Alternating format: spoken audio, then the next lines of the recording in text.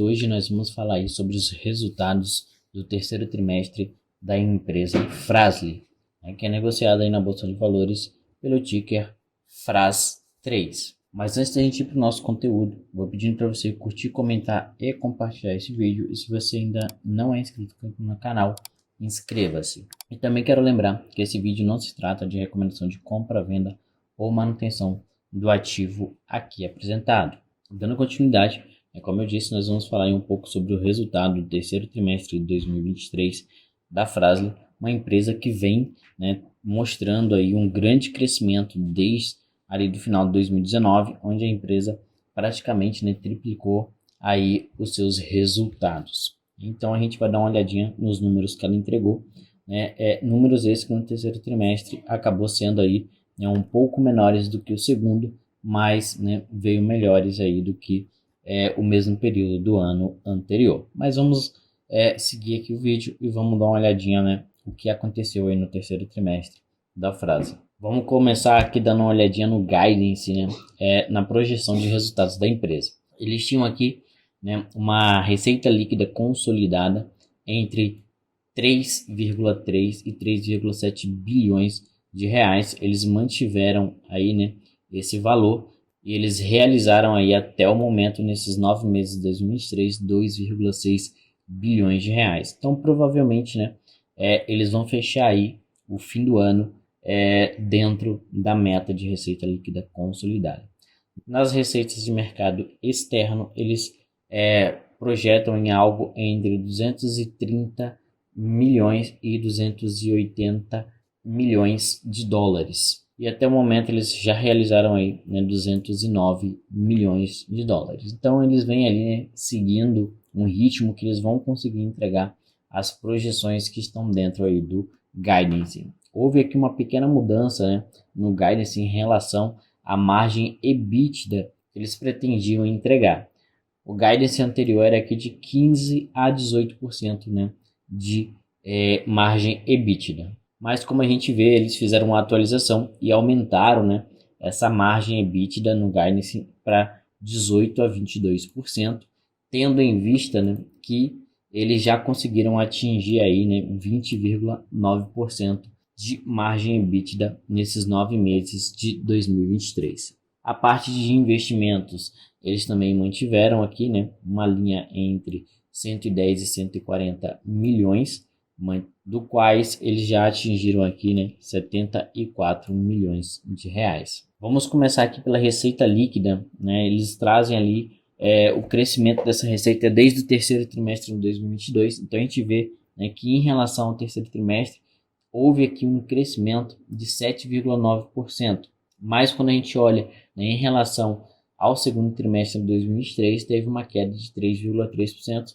só que aqui no consolidado dos 9 meses a gente vê aí um aumento nessa receita líquida de 14,5%. A receita líquida da empresa ela é dividida da seguinte forma: 88% da receita hoje ela é advinda da parte de reposição e 12% é advinda aí da parte de montadora. Então, basicamente, a reposição de peças hoje é o que traz aí a maior parte da receita da empresa. Outro ponto importante para a gente olhar aqui é em relação a quais os segmentos de atuação da empresa que trazem os resultados. A frenagem, a parte de fricção, traz aqui 48% do resultado da empresa.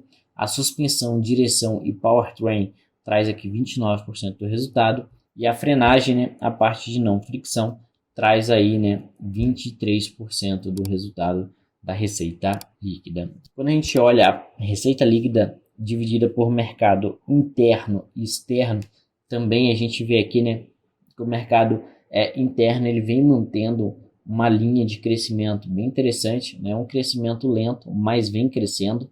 A gente observa que lá no terceiro trimestre de 2022, essa receita era de 493 milhões de reais, e agora no terceiro trimestre de 2023 essa receita é de 554 milhões de reais. Crescimento de 12,3% em relação ao mesmo período do ano anterior e de 4,9% em relação ao segundo trimestre. Nos 9 meses a gente vê aqui um crescimento de 15,6%. No mercado externo, A gente vê também aqui um crescimento, né, em relação ao terceiro trimestre de 2022 de 8,8%, mas a gente vê, né, que é uma receita que acaba sendo mais volátil. Muito disso por causa do preço médio do dólar, que a gente vem aqui no release, né, a gente vai conseguir observar que a empresa ela vem fazendo, né, um preço médio desse dólar. E se a gente comparar o terceiro trimestre de 2023 com o terceiro trimestre de 2022, a gente vai ver que teve uma queda aqui, né, de 7% na questão do preço médio. Lá no terceiro trimestre de 2022, o preço médio do dólar que a empresa conseguiu foi 5,25 e agora em 23 foi de 4,88. Então isso faz com que a receita acabe diminuindo, né? Mesmo que eles tenham conseguido um maior volume, pelo fato na hora de fazer a conversão para o real, eles acabam perdendo um pouco aqui, já que o preço médio ficou abaixo dos R$ 4,88 por cada dólar. Então, quando a gente olha para a Fras-le, é importante a gente entender, né, essa dinâmica da cotação do dólar, né, e como que ela vai afetar o resultado do mercado externo, mesmo que a empresa consiga aumentar os seus volumes. E aqui nos 9 meses a gente consegue observar, né, um crescimento aí de 16,1% nessa receita do mercado externo. Só lembrando, né, que esse valor aqui de 209 milhões em dólar, né, o que daria aproximadamente ali 1 bilhão de reais, né, que a gente somando aqui com esse 1,6 bilhões de reais, daria ali os 2,6 bilhões de receita líquida que a empresa fez aí, né, dentro desses 9 meses de 2023. Quando a gente olha para o EBITDA, né, e para o lucro líquido, olhando aqui primeiro para o EBITDA, a gente vê que em relação ao mesmo período do ano anterior, a empresa teve aqui um crescimento de 37,9% no seu EBITDA. E quando a gente olha em relação ao segundo trimestre, a gente tem aqui uma queda de 4,7%. E a empresa ela vem crescendo a sua margem, né? A margem lá em 2022 foi bem menor, era na casa, né, de 14% a 18%, e esse ano a empresa conseguiu melhorar essa margem ali para uma média de 21%, né, e vem mantendo essa média. Tanto que a gente olhando aqui, né, no consolidado dos 9 meses, a gente vê que um crescimento de 53,6% no EBITDA da empresa, né, saindo de 369 milhões de reais para 566 milhões de reais aí em 9 meses, e, né, aqui uma margem de 16% para uma margem de 21,4%. Quando a gente olha para o lucro líquido, a gente também vê aqui nitidamente um crescimento constante nesse lucro líquido, né, que se a gente comparar o terceiro trimestre desse ano com o mesmo período do ano anterior, a gente vê aqui um crescimento de 44,7%, saindo de 73,3 milhões para 106,1 milhões. Também, né, com uma boa melhora aqui em relação à margem líquida, saindo de uma margem líquida lá de 8,9% para uma margem líquida de 11,9%. Né? E a gente vê que essa margem ela também, né, está aumentando a sua média, ficando ali agora na casa de 10% a 11%. Em relação ao segundo trimestre, o lucro líquido também foi crescente, com um crescimento aí de 8%. Quando a gente olha no consolidado dos 9 meses, a gente vê aqui um crescimento de 75,5% em relação a 2022, saindo ali de 168 milhões para 294 milhões de reais.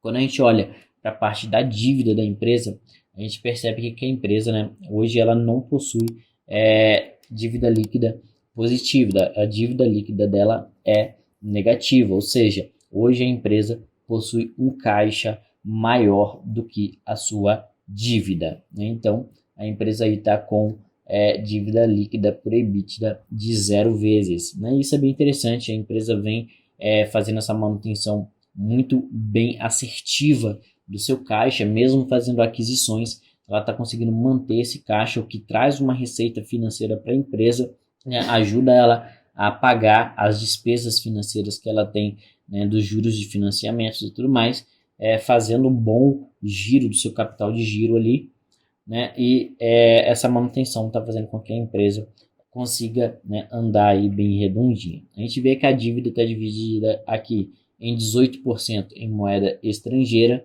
né, e 82% em moeda nacional. E a gente vê que a empresa também, né, vem mantendo aqui um CAPEX, né, um investimento bem interessante. Nos 9 meses de 2023 já foram 74,1 milhões de reais realizado. A média dos últimos 2 anos foi um investimento aí na casa de 105 milhões de reais. Quando a gente olha para o fluxo de caixa da empresa, né, a gente vê que lá em 2022 eles fizeram uma chamada de capital, levantaram 617 milhões de reais, né, o que ajudou eles a montarem esse caixa mais robusto, e eles também, né, fizeram aqui o pagamento relacionado à aquisição da ML Juratec, né, de 101 milhões de reais ali no primeiro trimestre de 2023, assim como também realizaram pagamento de juros sobre capital próprio na casa de 64 milhões de reais. Eles também estão conseguindo melhorar a eficiência, né, do NCG, que é o capital de giro, né, a necessidade de capital de giro da empresa,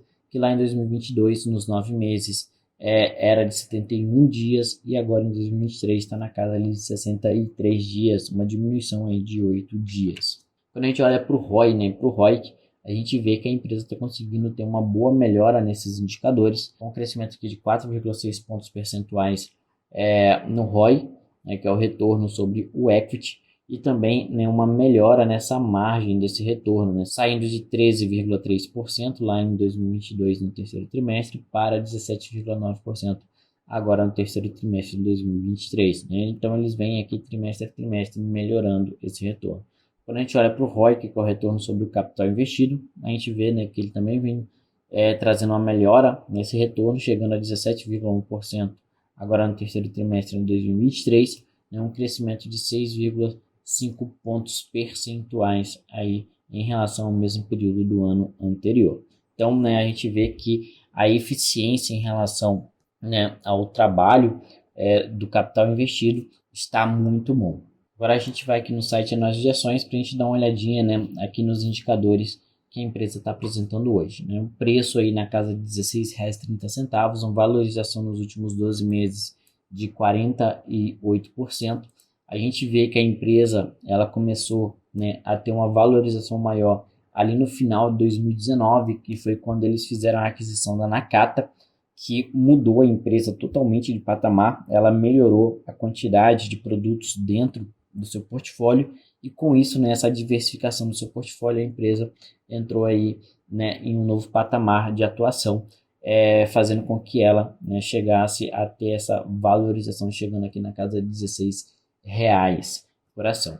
A gente vai ver que hoje a empresa está negociando aí com um PL na casa de 13 vezes, né, e a média dela, mais ou menos, se a gente olhar aqui, né, ela mantém uma média na casa de 10 vezes, né? Então, você demoraria aí 10 anos para retornar o seu capital investido, né, de acordo com os números da empresa hoje. Dividend yield, né, acaba sendo um dividend yield um pouco baixo, vamos dizer assim, devido ao fato, né, de que a empresa valorizou muito. Mas isso é quando a gente olha para o preço de mercado. Se a gente pegar uma pessoa que investe em empresa já há um tempo, né, pegar alguém que investe na empresa aí há 3, 4 anos, a pessoa vai ter um preço médio mais baixo, na casa de 7, 8 reais, né, ou até menos, o que vai fazer com que essa pessoa tenha aqui um dividend yield na casa de 6, 7, 8% ou até mais. Mas a empresa ela vem pagando aí, juros sobre capital próprio, dividendos, então ela vem remunerando os seus acionistas.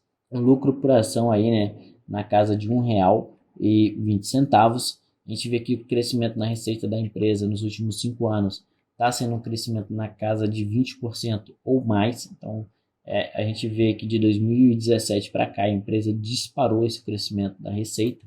A mesma coisa com o lucro, né? Teve aqui em 2019 um prejuízo, mas desde então a empresa ela vem mantendo aqui um crescimento aí, né? A gente pode até dizer, né, que aqui em 2023 ela vai mais do que dobrar os seus resultados em relação ao lucro.